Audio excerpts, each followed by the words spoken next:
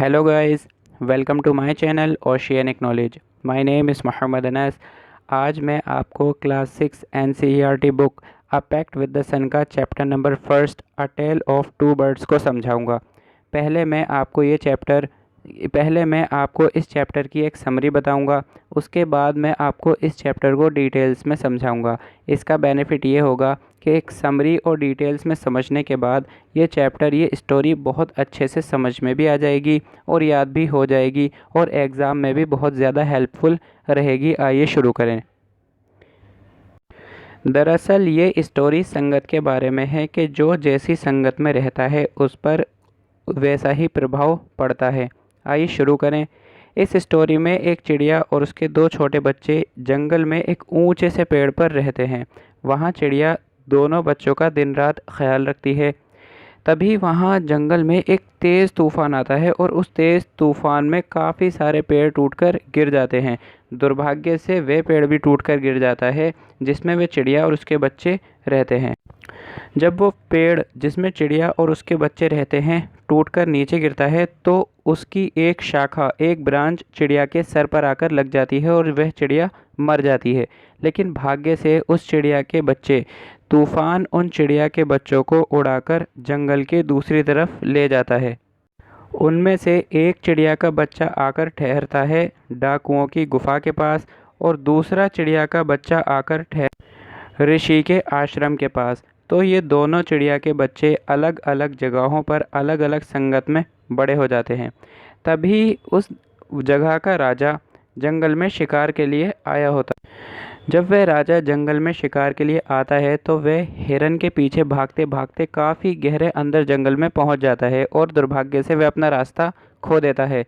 काफ़ी टाइम हो जाता है उसे रास्ता ढूंढते ढूंढते, उसे रास्ता नहीं मिल पाता। तभी वह थककर उस डाकुओं की गुफा के पास पेड़ के नीचे बैठ जाता है। जैसे ही वह राजा उस पेड़ के नीचे बैठता है उसे आवाज़ सुनाई देती है, जल्दी करो, इसके सारे गहने लूट लो, कहीं ऐसा ना हो कि ये यहाँ से भाग जाए। वो राजा इधर उधर देखता है कि आवाज़ किसकी है, उसे कोई दिखाई नहीं देता। तभी वह मुंह ऊपर उठाकर देखता है और देखता है एक बड़ी ब्राउन कलर का पक्षी जो कह रहा होता है कि जल्दी करो, इसके सारे गहने लूट लो, कहीं ऐसा ना हो कि ये यहाँ से भाग जाए। फिर राजा देखता है कि अंदर गुफा से भी कुछ अजीबोगरीब आवाज़ें आ रही होती हैं। राजा घबरा जाता है और डर के वहाँ से अपने घोड़े पर बैठकर भाग जाता है। वो राजा वहाँ से भागकर अब उस आश्रम के पेड़ के पास आकर बैठ जाता है। जब वह बैठता है तो वह एक प्यारी सी आवाज़ सुनता है, वेलकम टू द आश्रम सर, आश्रम में आपका स्वागत है, आप अंदर जाइए, आराम करिए, ऋषि आने वाले होंगे। तो ये सुनकर राजा फिर ऊपर देखता है तो वह थोड़ी तेज़ आवाज़ में बोलता है कि ये तो बिल्कुल वैसा ही पक्षी है जैसा उस गुफा के बाहर था।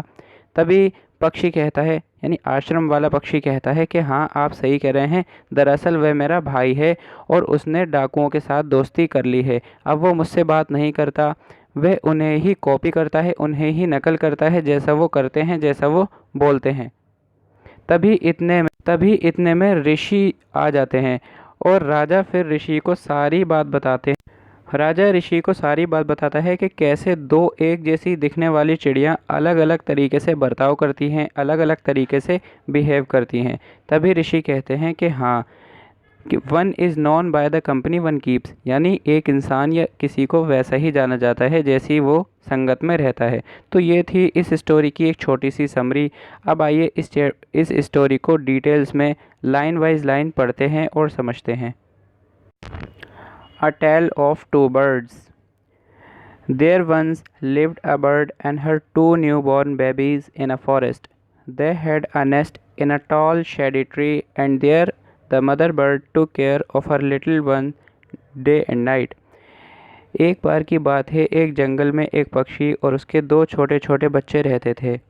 वह जंगल में एक ऊंचे बड़े छायादार पेड़ पर रहते थे और वहाँ मदर उन दोनों बच्चों के दिन रात ख्याल रखती थी, उनकी सेवा करती थी। One day there was a big storm. There was thunder, lightning and rain, and the wind blew down many trees. एक दिन जंगल में खूब तेज़ तूफ़ान आता है और वह तूफ़ान काफ़ी सारे पेड़ों को गिरा देता है। The tall tree in which the bird lived also came down. और वह पेड़ जिस पर वह पक्षी और उसके बच्चे रहते हैं वह भी नीचे गिर जाता है। A big heavy branch hit the nest and killed the bird. और उस पेड़ की एक शाखा टूटकर उस पक्षी के लग जाती है और वह पक्षी मर जाती है। Fortunately for the baby birds, the strong wind blew them away to the other side of the forest. लेकिन भाग्य से वो तूफान पक्षी के छोटे छोटे बच्चों को उड़ाकर जंगल की दूसरी तरफ ले आता है। One of them came down near a cave where a gang of robbers lived. उनमें से एक डाकुओं की गुफा के पास आकर ठहरता है। The other one landed outside rishis आश्रम अ लिटिल डिस्टेंस अवे। और दूसरा उससे कुछ दूरी पर एक ऋषि के आश्रम के पास आकर ठहरता है। Days passed and the baby birds became the big birds. अब दिन दिन बीतते चले जाते हैं और पक्षी के छोटे छोटे बच्चे अब बड़े होने लगते हैं। One day the king of the country came to the forest to hunt. एक दिन वहाँ का राजा जंगल में शिकार के लिए आता है। He saw a deer and rode after it.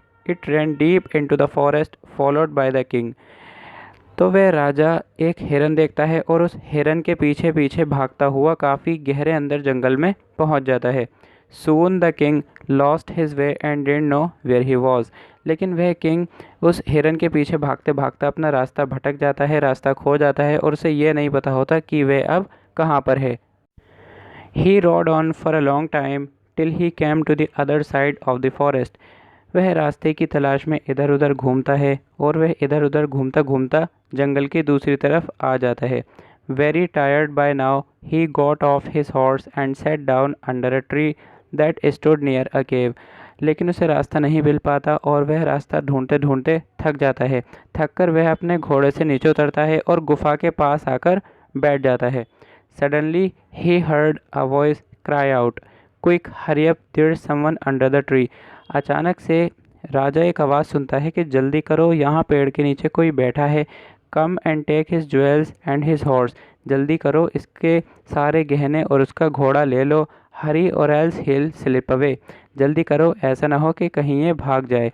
The king was amazed. He looked up and saw a big brown bird on the tree under which he was sitting.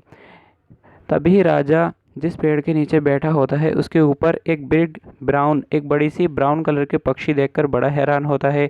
He also heard फेंट noises issuing from the cave. और वह उस गुफा से आ रही आवाज़ों को भी सुनता है, यानी गुफा से अंदर डाकुओं की आवाज़ आ रही होती हैं, वह उन डाकुओं की आवाज़ों को भी सुनता है। He quickly got on to his horse and rode away as fast as he could. वह जल्दी से घबराकर अपने घोड़े पर चढ़ जाता है और वहाँ से तेज़ी से भाग लेता है। Soon he came to a clearing which looked like an ashram. It was the rishis आश्रम। फिर वह राजा उस गुफा के पास से भागकर एक आश्रम के पास आकर पहुंच जाता है। The king tied his horse to a tree and sat down in its shade. और फिर उस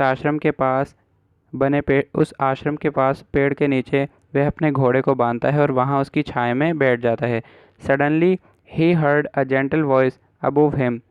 तभी वह अपने ऊपर एक प्यारी सी आवाज़ सुनता है। वेलकम टू द आश्रम sir, please go inside and rest. आश्रम में आपका स्वागत है, अंदर जाइए और आराम करिए। The rishi will be back soon. ऋषि जल्द ही आने वाले होंगे। There is some cold water in the pot, please make yourself comfortable. अंदर बर्तन में ठंडा पानी है, पानी लीजिए और आराम करिए, ऋषि जल्द ही आने वाले होंगे। The king looked up and saw a big brown bird in the tree. राजा ऊपर देखता है और देखता है कि एक बड़े सा ब्राउन कलर के पक्षी को वह देखता है। He was amazed. This one looks like the other bird outside the cave, he said to himself loudly. वह ये देखकर हैरान रह जाता है और वह अपने आप से कहता है कि ये पक्षी तो बिल्कुल वैसा है जैसे मैंने गुफा के बाहर देखा था। You are right sir, answered the bird. He is my brother but he has made friends with robbers. He now talks as they do. He doesn't talk to me anymore. Just then the rishi entered the ashram. तभी वह पक्षी कहता है कि हाँ, आप बिल्कुल सही कह रहे हैं, वह मेरा भाई है और उसने और उसने डाकुओं के साथ, रॉबर्स के साथ दोस्ती कर ली है। अब वह मुझसे बिल्कुल भी बात नहीं करता। अब वह वैसा ही बोलता है जैसे वे डाकू बोलते हैं। इतने में ही ऋषि आ जाते हैं और वह राजा का स्वागत करते हैं। Welcome sir, he said to the king. Please make yourself at home, you look tired, rest for a while, then you can share my food. आश्रम में ऋषि उस राजा से कहते हैं कि आश्रम में आपका स्वागत है, अंदर आइए, आराम करिए, आप थके हुए लगते हैं, थोड़ी देर आराम करिए और फिर आप हम खाना भी खा सकते हैं, आप खाना भी खाइए। The king told the rishi the story of the two birds and how each had behaved so differently, though they look so alike. The forest is full of surprises, he said. तभी राजा उस ऋषि को पक्षियों की बात बताता है कि कैसे ही दोनों दिखने में तो एक जैसे हैं, लेकिन दोनों कितना अलग अलग बिहेव करते हैं, दोनों का बर्ताव कितना अलग अलग है। तभी वह ऋषि कहता है कि जंगल सरप्राइजेस से भरा पड़ा है। The Holi man smiled and said. अब वो ऋषि मुस्कुराते हैं और कहते हैं, after all one is known by the company one keeps, कि किसी इंसान को वैसे ही जाना जाता है जैसी वह संगत में रहता है। The bird has always heard the talks of robbers, he imitates them and talks about robbing people. गुफा के बाहर वाले पक्षी ने हमेशा डाकुओं की बात सुनी है, उन्हीं को वह नकल करता है और हमेशा लोगों को लूटने की बात करता है। This one has repeated what he has always heard, और यह पक्षी हमेशा वही बोलता है जो इसने हमेशा से सुना है। He welcomes people to the ashram, now come inside and rest, I will tell you more about this place and these birds. और यह पक्षी लोगों का स्वागत करता है आश्रम में। अब आप अंदर आइए, आराम करिए, मैं आपको इस जगह और इन पक्षियों के बारे में और बताता हूँ। तो ये थी एक छोटी सी स्टोरी जिसमें हमें बताया कि कैसे संगत का असर पड़ता है।